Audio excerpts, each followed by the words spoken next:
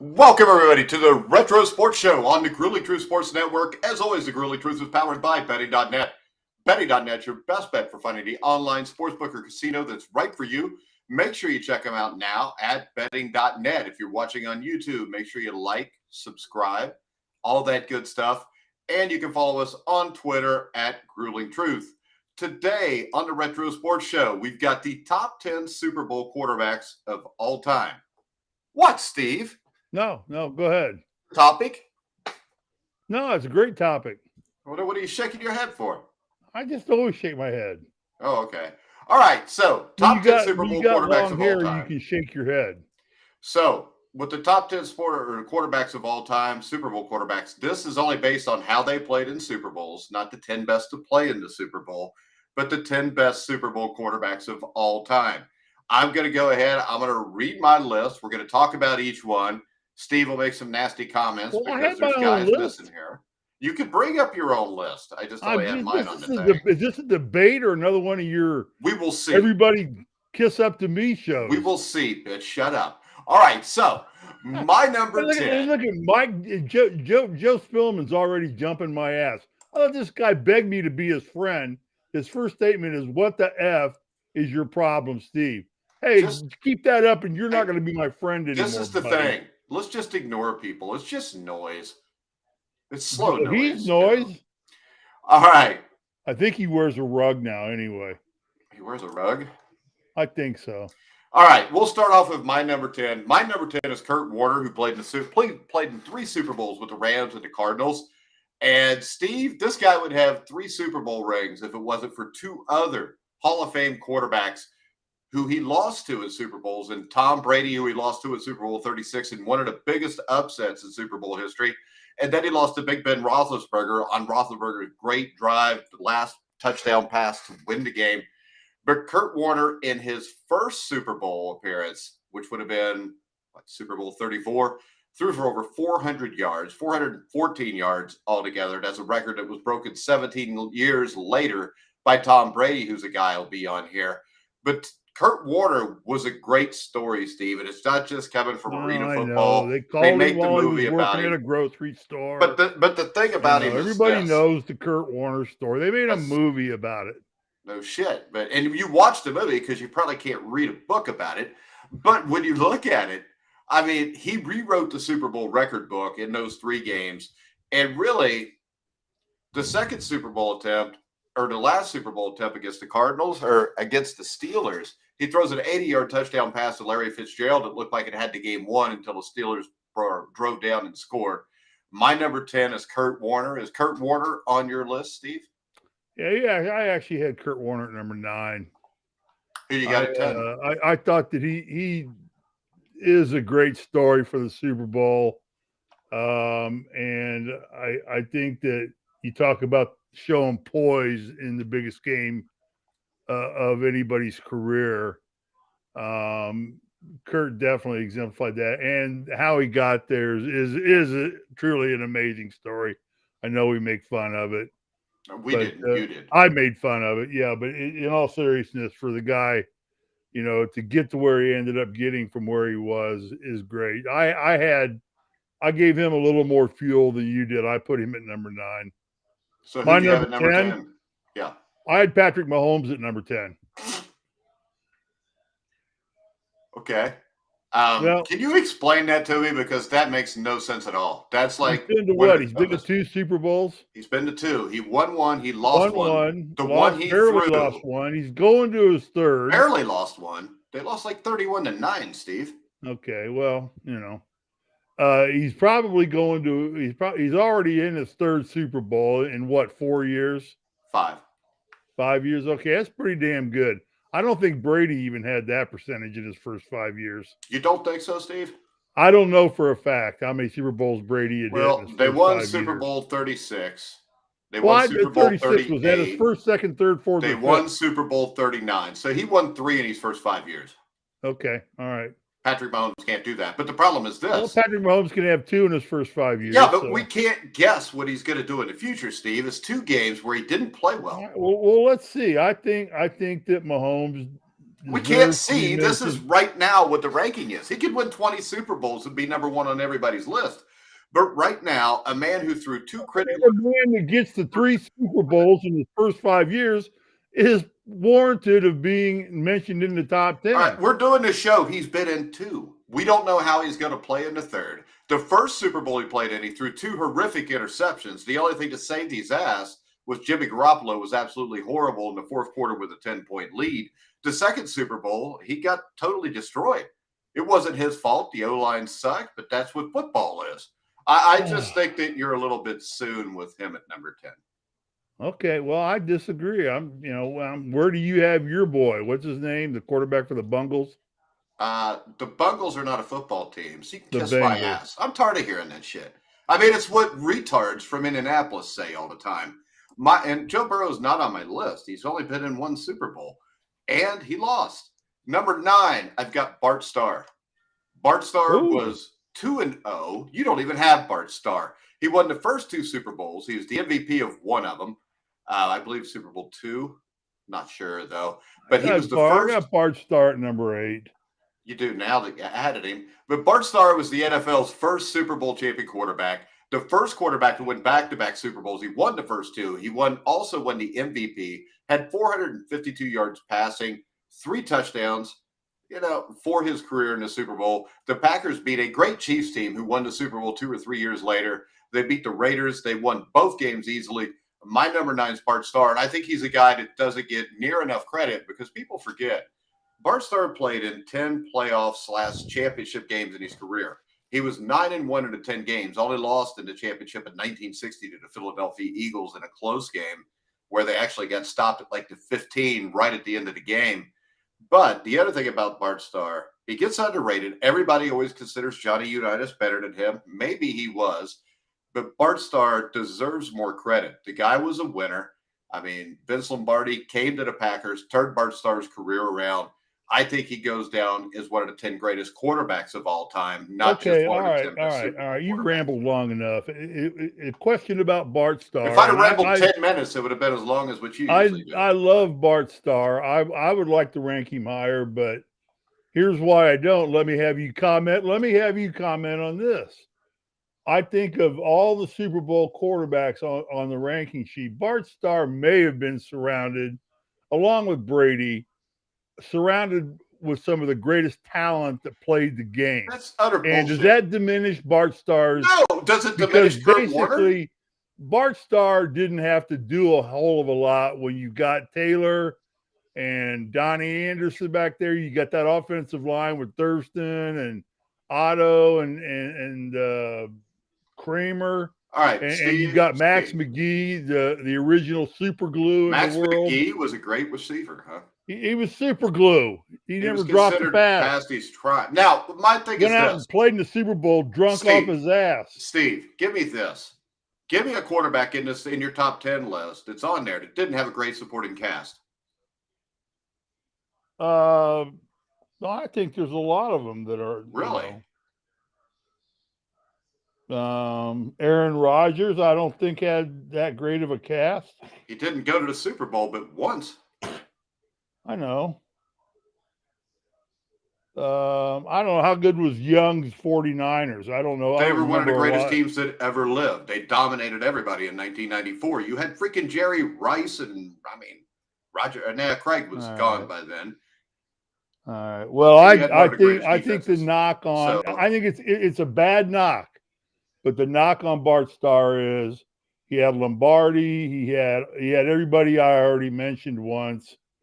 And I think it's an unfair knock, Mike. It's a stupid knock when you compare it to everybody else on the list. I think it's a knock. I mean, okay, it's not. The Packers didn't have as much talent as the 1992 Dallas Cowboys. They didn't have as much talent as the 1984 or 89 49ers. Oh, I don't know that. I mean, I got to look down how many players from each of those teams are in the Hall of Fame. I think just about every starting offensive player from that 68-67 Packers team is in the Hall of Fame. The Cowboys had maybe the greatest offensive line, and they had many in the Hall of Fame ever. Huh? Well, there's only 3 of the 5. You're right, Steve. And one of them. Well, how many Packers are in the Hall of Fame? Ever. I don't know, Steve. Why would you ask me a question when you're trying to defend what well, you're saying? Google it. That's what you do to make yourself look like a G. Hey, this is a debate show, all right? This isn't a, we're debating, and I think I'm winning this right now. There's no way you can win a debate when you have to ask me a question to justify your reason. You can look it up faster than I can. Really? So you think, who were his wide receivers in Green Bay? Well, Max McGee was one of them. He wasn't even the best one, but go ahead. Who was the other one? I know. Boyd Dowler. So you've got Boyd Dowler, Max McGee, or you can have Michael Irvin and Alvin Harper, or you can have Jerry Rice and John Taylor, or you can have Swan and Stallworth. I mean, come on, this is an absolutely asinine conversation. With the Raiders, you have Biletnikoff and Branch. You're talking about 2 players on the team. No, we're talking about the wide receivers, which seem to be pretty important for quarterbacks. And the fact that you said that he was surrounded by the best supporting cast. I don't think wide receivers are that important to Mahomes. You don't? No. Now when you got Kelsey on your team. Yeah. Well, he's just a wide give receiver. The ball to that beast. He's a receiver. Brady used Gronkowski the same way. He never used Julian Edelman. And I hate to tell you this, but the first 5 Super Bowls, he used 4 Super Bowls. Edelman at the time. Yeah. But Julian Edelman basically was a slot player, not necessarily always a wide receiver. He came in and played slot back. A slot is a wide receiver. Hey, but he's in tight, okay? He's running short inside routes, getting the ball running. He's like McCaffrey, that type of player. Like, who's the kid that plays Christian McCaffrey's a running back. Who's the kid that plays for the Colts? I can't even think of his name. He's number 11. What? I don't know. Pittman? He's that type of player too. Okay. So a slot receiver is not an actual wide receiver. No, it's why he's called a slot receiver, not a wide receiver. Doesn't mean he can't go out wide. Hell, Kelsey goes out wide. He's called a wide receiver. He plays in the slot. And Julian Edelman didn't always play in the slot. I've seen JT for the Colts go out wide. Nobody cares about the Colts. We're talking about Super Bowls. Number 8, we've got Rodgers Staubach on my list. And with Staubach, I think he's another guy that gets underrated. And if you look at him, he was the first Heisman Trophy recipient to lead his team to victory in the Super Bowl as a quarterback. Staubach won 2 Super Bowls with the Cowboys, was awarded the Super Bowl MVP, Super Bowl 6, which was the first championship the Cowboys won, which was a dominating 24-3 win over the Miami Dolphins. Staubach also lost in 2 classic Super Bowls, which I don't think hurt him here, as he lost to the great Pittsburgh Steelers teams. They lose 21-17. They lose 35-31 in probably the 2 best Super Bowls played in the first 13 years. And they were a dominant team in Super Bowl 12 when they beat the Denver Broncos. My number 8 is Roger Staubach, Steve. I agree. I got him right in that vicinity too. All right, number 7. I think he's like Starr, though. I think he played on some. Everybody's like Starr. They all played on great football teams. That's why they're great. Not every Super Bowl champion played on great football teams. Oh, God, no kidding. But everybody in the top 10 quarterback list of all time will, because they're usually on teams that are top 10 all time. My number 7 is John Elway, who did not win Super Bowls till the end of his career. But he finished his career with back-to-back Super Bowl wins, and I think he showed the difference between an elite clutch quarterback like himself and Brett Favre in Super Bowl 32, where he drives his team down, scores a touchdown, gives the ball back to Favre with 2.5 minutes left. Favre goes 4 and out. John Elway wins his first Super Bowl. He led the Broncos to 3 Super Bowls in the 1990s, but to me, those were teams that had no business in those games. I mean, they played a great Giants team, a great Redskins team, one of the all-time great teams in the San Francisco 49ers. He lost those 3, but I think the fact that he even got those 3 teams to the Super Bowl is a feather in his cap. And then Super Bowl 33, he's the MVP in his final game. He was almost flawless in that game as the Broncos dominated the Falcons. I got John Elway at 7, Steve. Yeah, I'll give you that. But I think, I love John Elway. But I think he's there on your list and on my list more because of his theatrics than his capabilities. Really? I don't know if that's coming out right. I think it's not. I don't think mechanically he was a great quarterback. He I wasn't. just think the guy was high theater. I mean, everything he did was dramatic, and it turned to gold. I don't think he ever botched anything in a big game. He got it done. I watched the drive he did against Cleveland when he took him 98 yards and marched him down with minutes to go in the game to beat Cleveland and knock them out of I think they knocked them out of a Super Bowl, didn't it? It was the NFC Championship game, 1986. They go 98 yards in the last 4 minutes of the game to go to overtime. Yeah, I He just leads them to watched the that win in game. overtime. Yeah, so I like Elway, but I like Elway for his theatrics. Okay, so I like him because he had to do the last drive against Green He's a Bay to win the winner. Super I mean, Bowl. he's there. He's on the list on both of our lists because of all the quarterbacks in the top 10. I think he's up real high on the ranking in terms of just being a freaking winner. Well, he was 2-3 though. That's He's one of those guys. 7. He's kind of one of those guys. Mahomes is kind of heading. Hang on now. Let me finish before you rip me a new butthole. I ain't gonna rip you a new Mahomes butthole. is kind of heading in that direction of Elway in the sense that Mahomes may not be a great quarterback, but Mahomes is turning into a winner.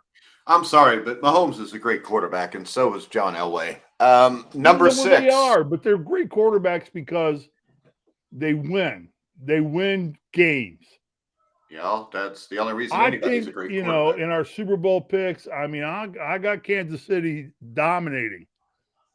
I just don't think Philadelphia's got anything for Mahomes. You really don't want to give it away because tonight at 8 o'clock or 7 o'clock Eastern, we will have the NFL prediction show previewing Super Bowl. They're going to listen to this and never listen to us again. Well, if you continue to claim that Bart Starr was just good because he had guys around him, because all these guys are good because they had guys around him. All right, my number 6 is Jim Plunkett. Jim Plunkett is the only quarterback to win a Super Bowl with one team in 2 different cities. He wins with the Raiders in Oakland in Super Bowl 15, and he wins again in Super Bowl 18 against the Washington Redskins. And he played flawless in both games. The first one over the Eagles, the Raiders were actually the underdog. They ended up winning the game 27-10. They were also, I believe, a slight underdog against the Redskins in Super Bowl 18. They blew out the Redskins 38-9. I think Jim Plunkett gets screwed in rankings. I mean, Jim Plunkett's first 8 years of his career were basically a bust. He's drafted first by the New England Patriots. Doesn't work out. He gets traded to the 49ers. Didn't work out there. He goes to Oakland in 1980, and about 5 games into the season, Dan Pastorini, who the Raiders had traded Ken Stabler for to be their starting quarterback to get him to the Super Bowl, breaks his leg against the Washington Redskins. Plunkett comes in. The rest is history. They go as a wild card to the Super Bowl. They were the first wild card team to ever go to the Super Bowl. They beat the Houston Oilers 27-7 in the wild card game at home. They upset the Cleveland Browns 14-12 in the divisional playoffs. Then they go on the road and beat the Chargers by a touchdown. I think it was 34-27 in the AFC Championship game. Then they beat the Philadelphia Eagles. I think that he gets very underrated. A lot of reason for that is just the fact that Al Davis and the guys there were dumbasses because they kept trying to make Mark Wilson from BYU the starting quarterback. They actually did this to Plunkett 82, 83, parts of 84. I mean, they almost every year it was like they were trying to force Mark Wilson to be the starting quarterback, and then Plunkett would come in and win him the Super Bowl. So my number 6 is Jim Plunkett. Steve, is he on your list? No, Plunkett's not on my list. Patrick Mahomes is. You don't see an issue. Your argument is valid. I really just didn't. I didn't go as thorough a job as you did as usual. I didn't do a thorough job. I just to you used in my that. head. I had it number 6. I had Unitas at number 6. What? He played in 1 Super Bowl. I know, but he was Johnny U. So? And they won the Super Bowl he played in, so. Yeah, and they played horrible in the game. Both teams did. They had Don Shula, and, they had some talent on that team. No, they didn't.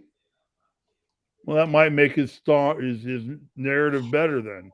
Don Shula was not the head coach for them. Don Shula left after the 1969 season. Okay. Super Bowl five. Super Bowl five, also, to tell you this, why I think it's crazy, Johnny Unitas was not the MVP. Chuck Howley was the MVP, and he was on the losing team. I think he's still the only losing player to to get win an a MVP. Super Bowl. And on top of that, Don McCafferty was the head coach, which we don't know how good a coach he would have been. He died a few years later, but I don't see Johnny. All right. Unitas Well, here. I got, I got Johnny U in at number 6. Okay, because the only he's other a game, one-hit wonder. I'll give you that. well, he played in Super Bowl 3 when they were down 16-0. They brought Earl Morrill out with about 6 or 7 minutes left in Super Bowl 3. Yeah. Put Johnny U in. He drives them right down the field. They score a touchdown. So Colts fans to this day, at least real Colts fans who live in Baltimore, where the team is from, actually will tell you. You know what? I'm tired of hearing that. Plays. I'm tired of hearing bungles by your big-headed dumbass. All right. All right.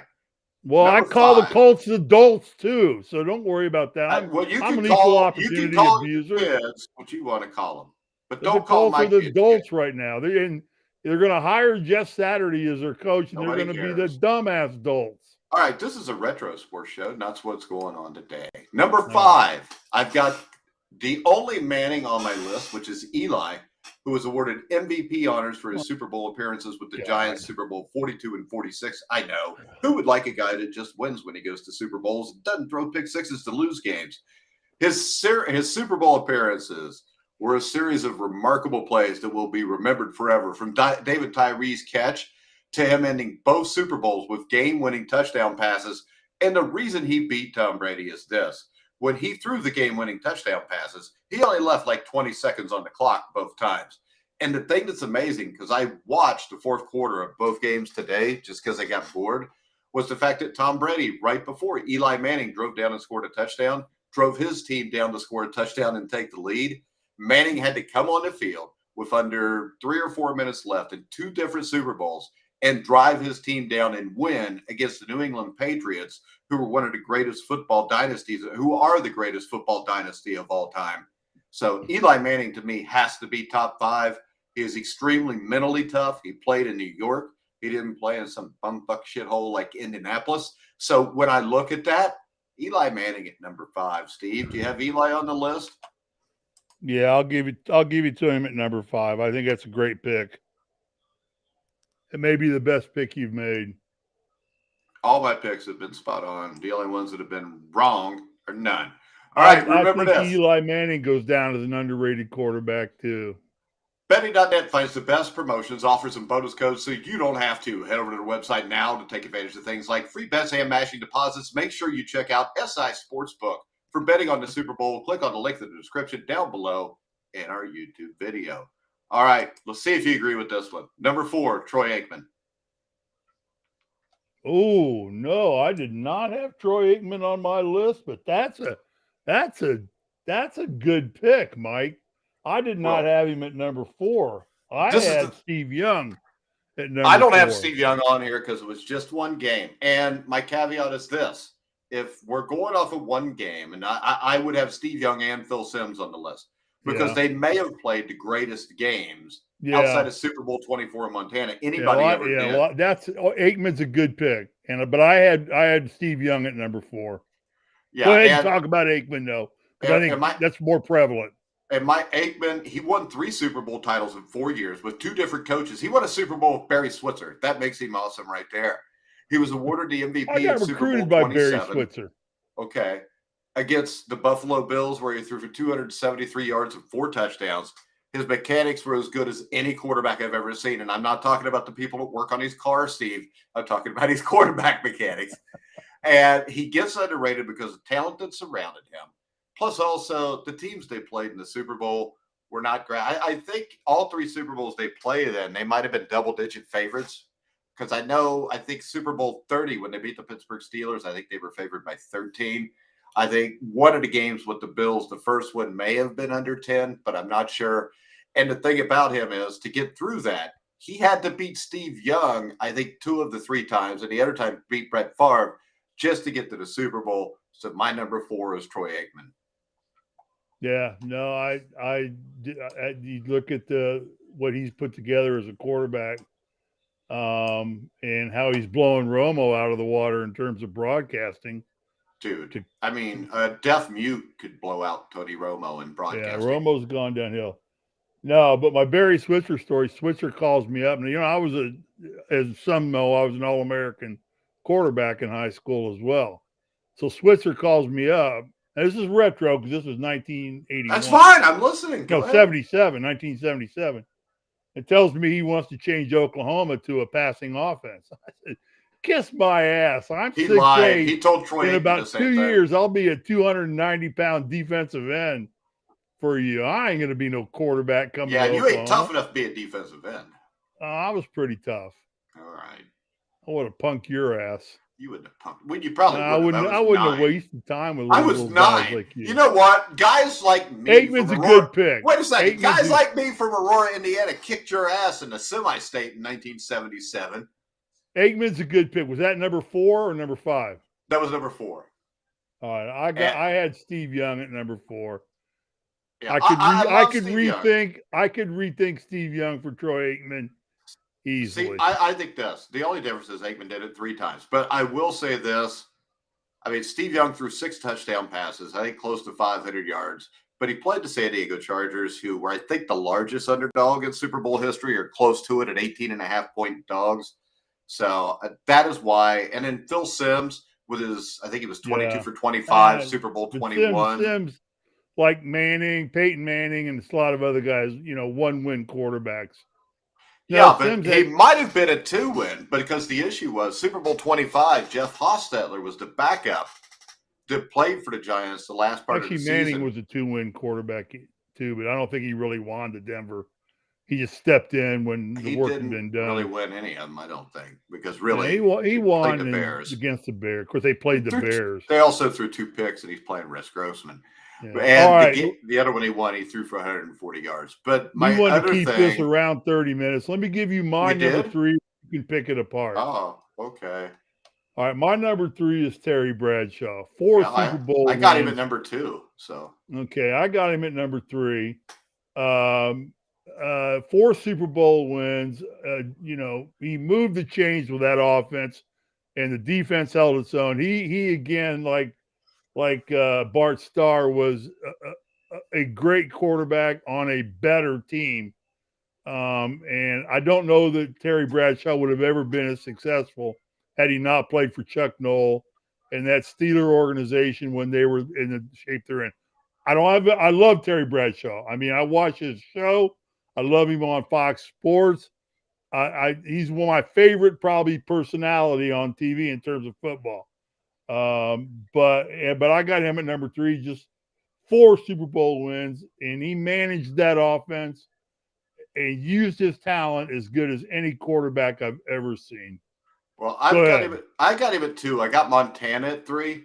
Okay, I got Montana at 2. So we're just flip-flopping. So this is my reasoning. See if it makes sense. All right, Terry Bradshaw at his Super Bowl appearances, beat 3 legendary teams and another 4th that was damn good.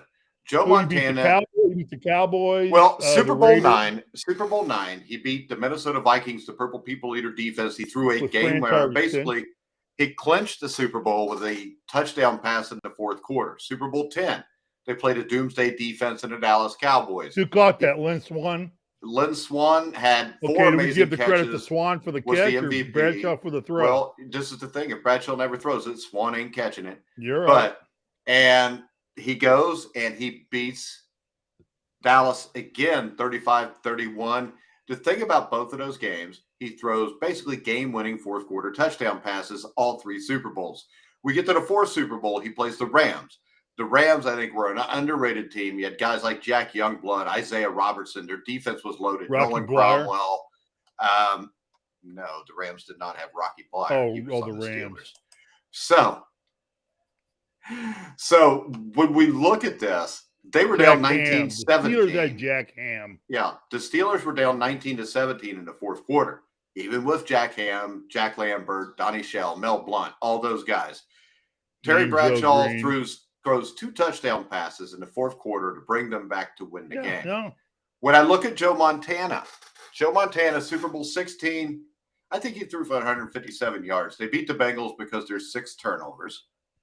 Super Bowl 19, he completely destroys Dan Marino. Played almost perfect. Super Bowl 29, what was it? Super Bowl 24, he plays almost perfect, destroys the Broncos. Super Bowl 23 was probably his best moment. 92-yard touchdown drive to win Super Bowl 23 over the Bengals. So what I'm basing this on, I know Montana threw no picks at these Super Bowls, and Bradshaw threw 1 or 2 in every one. But I just think that the competition Bradshaw beat was better because you had the Purple People Eaters, the Doomsday defense. Those are 2 of the iconic defenses in NFL history. And he's throwing fourth quarter touchdown passes in all 3 games against all 3 legendary defenses to win the Super Bowl. Yeah, I have no, it's a good argument. And here's just what I'll say. I think there was no quarterback in the history of the NFL Super Bowls that had better game management than Joe Montana. And when I say game management, you're right. He threw no picks. I think that who they ended up playing in the Super Bowl was immaterial. I don't know how it's immaterial when you're looking at greatness. Well, you get stuck with Miami, and then he drills Miami. Miami was a shit team with a decent quarterback statistically, and they, Marino carries them to the Super Bowl. I know they had Zonka and Kick and Morris and Warfield, and they didn't. They had who was their linebacker on defense? They didn't, Steve. All those guys played in the early 70s when Bob Greasy was. Oh, they were dead then. I don't think they're dead because dead everybody in jail. They're alive somewhere right now. in jail. But I don't think there's any quarterback that managed a football game any better than Joe Montana. And to tell me, how many Super Bowls did Montana play in? 4. He won 3 of them, right? He won 4. He won 4? Just like Bradshaw. No interceptions? Come on, give me a break. Well, but there were bad interceptions. Balls. He threw one right to Lewis Phillips. That's not game management. It's being accurate. Yeah, it's game management. Every quarterback on this list is a great game manager. That's the one thing you'll notice. Outside Terry Bradshaw. No. Oh, so Tom Brady's not a great game manager? Huh? Tom Brady's not a great game manager? Well, he's not every quarterback on the list. Okay. Joe Montana, game manager. Troy Aikman, game manager. Eli Manning, game manager. Aikman, Plunkett, game manager. Aikman was a proficient quarterback, not necessarily a game manager. Oh, okay. What's a game manager? Somebody who manipulates the offense and throws the ball where the defense is, or So basically, any quarterback alive. Off the right place, sees the defense, sets it up. So on this list of 10, what guy do you think doesn't fit that? I don't think any quarterback that gets to the Super Bowl can be a bad game manager.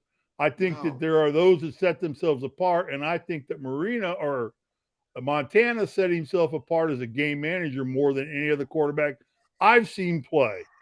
That's my story. I'm sticking to it. Stick to it all you want, but everybody on this list is you can't be a good quarterback without being a game manager. Well, I just said that. I said that. You said that Joe Montana. I said they're all good game managers. You said not all. Montana stands out as the cream of the crop. All right, so number 1, Tom Brady. We both know who number 1 is. I mean, it's a no-brainer. He's been to 9 Super Bowls. He's won 7. The 2 he lost.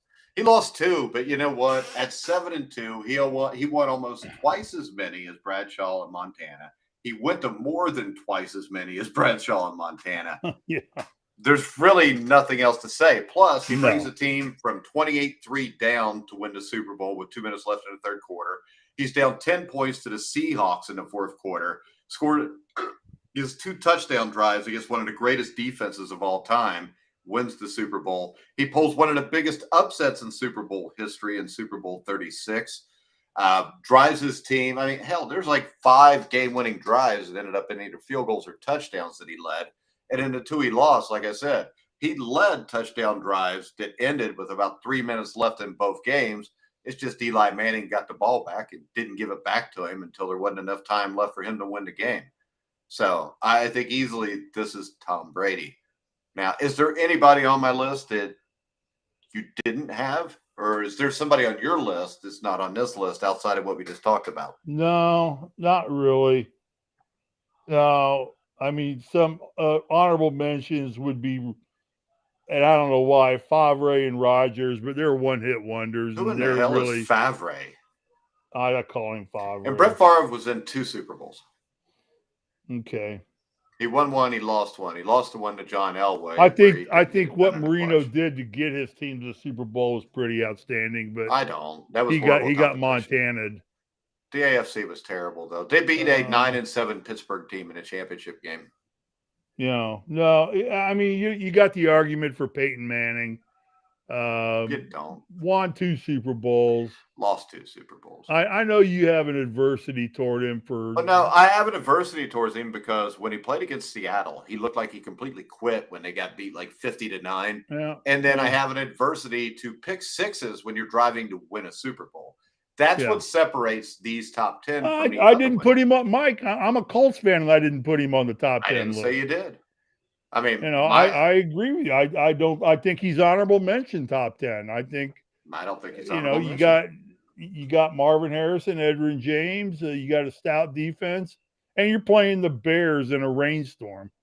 I mean, come on. If they weren't stupid enough to kick the ball off to Devin Hester, they'd have won the game easy. Yeah, that's the only score they had. And then you come back and you sit out most of the season with a neck injury, and then play for Denver and waltz in the playoffs and lead the team who was quarterbacking that team most of the season? Brock Osweiler, quarterback. Did a good job. But yeah, and that got Super a big Bowl, contract out of the deal, went somewhere else. And that Super Bowl, Manning threw for 145 yards. So I don't think I think no, he's not. This is the difference. The games. Talk about the players that put it like this: the games that Kurt Warner lost, he played great. It wasn't his fault. He had 2 other Hall of Fame quarterbacks that beat him. It's just like Tom Brady. You can't point him because his defense didn't stop Eli Manning. But all right, Steve. So tomorrow we're going to debate LeBron James. Yes, is he the greatest basketball player of all time? No, he's not the greatest. And this is what we're going to do. I am going to debate that he is, and Steve's going to debate that he's not.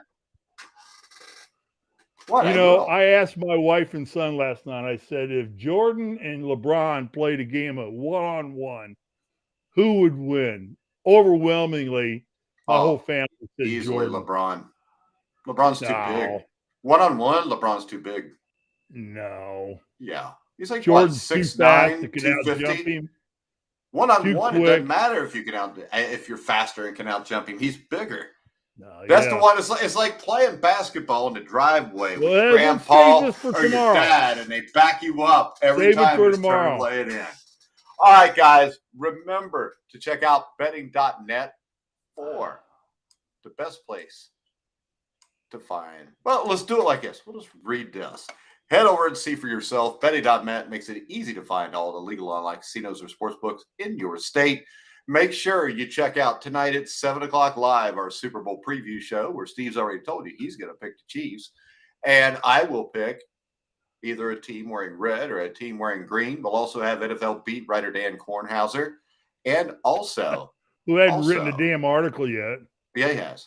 He wrote an NFL mock draft like a week ago. Okay. Pay attention, Steve. Mock drafts. There you go. And then we'll have our college basketball correspondent and NBA correspondent, Joe Spillman, on with us. You know what, Mike? You know what Bob Knight used to say? Yeah, opinions are like hassles. We all have one, and they're all shitty. Unfortunately for Bob Knight, he was just an asshole that had an opinion. There's a difference. Some people are just... No, he's an asshole that had 3 national championship rings. Yeah, when he should have probably had 6 if he wouldn't have been such a dick. You know. We got to do a Bobby Knight show at some point. Let's you can tell Bobby Knight stories. Let's go. What do you think? Let's do it tomorrow. Screw LeBron James. Let's do it tomorrow. We'll call it nighttime. We'll go an hour. I'm 64 years old, and you're what? 58, 59? 54? We got some age between us and some stories. You're the premier radio genius on crap that happened before 1978. You know, I think that there's nobody smarter than you from that time frame back. Maybe 1980. I'll give you 1980. Then I think he quit watching sports because the big red machine broke up. No, actually, they traded Perez. They traded Tony Perez, to the Montreal. What was Montreal? The Expos. They were the And that Expos. just screwed everything up. They traded for Woody Fryman and Dale Murray. Woody Fryman actually quit. That's not even Dale Murphy. It's Dale Murray. If it had been Dale Murphy, that'd have been cool. That'd have been a good trade. Badass. There was a time when Dale Murphy looked like he was going to be the next Mickey Mantle. He was. Yeah. For like 7 years he was, and then he just kind of stopped being Mickey Mantle. All right, guys, we're going to wrap the show up. Make sure you check out SI Sportsbook. Make sure you follow us at Grueling Truth. Also go to YouTube, like, subscribe, and multiply our followers. But for now, we're going to go ahead and wrap it up for the Retro Sportsbook. That's Steve Risley. I'm Mike Goodpaster. You've been watching and listening to the Grueling Truth, where the legends